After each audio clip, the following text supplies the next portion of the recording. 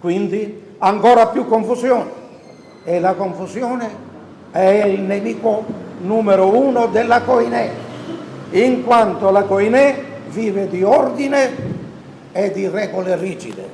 Dunque non è la Koiné la strada da seguire, ma lo è il ricorso a comuni norme ortografiche, magari utilizzando il sistema grafematico italiano, la sua opinione, poiché se esistesse un'unica e adeguata grafia delle parlate siciliane, riconosciuta ed adottata da tutti, molte difficoltà oggi esistenti verrebbero agevolmente superate.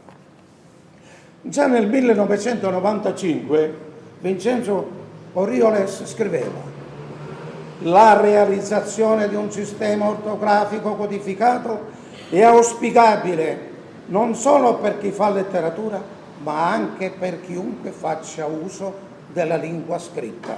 Io gli avrei ricordato che nel 1881 ci fu il congresso proprio per l'ortografia e non vi poté partecipare quella volta Lavolio Corrado da Noto, ne prese parte a un'altra. Il problema quindi ha più di 100 anni che si pone, però fin tanto che non si smussa l'egoismo di tanti, spesso non all'altezza di sostenere le proprie tesi, siamo sempre punti da capo, ce ne andremo. E io mi scuso perché poi dovrò ritornare a Siracusa, che c'è un concerto stasera e non posso mancare perché è un mio alunno Cupissini che si esibisce, quindi prego di scusarmi. La realizzazione di un sistema ortografico codificato è auspicabile non solo per chi fa letteratura, ma anche per chi fa lettura, per chiunque faccia uso della lingua scritta.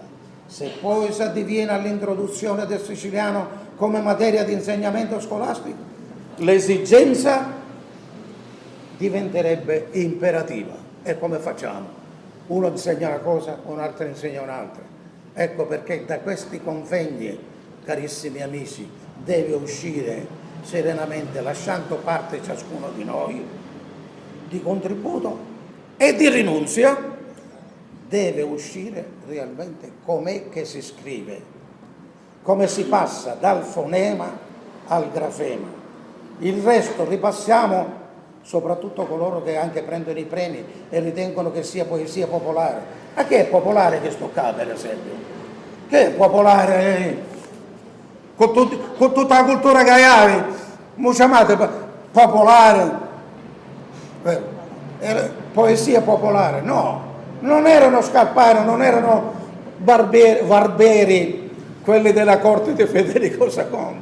A cominciare il notario Jacopo, notario voleva dire allora ministro dell'istruzione, e via di seguito. Quindi abbiamo molta umiltà, nello stesso tempo anche molta disponibilità di arrivare a un minimo comune denominatore. Non ti leggo il resto, non vi voglio tediare, carissimi amici che ho conosciuto in questo momento, però vorrei dire mettiamoci al lavoro con serenità, soprattutto con serietà e con molta umiltà. Grazie.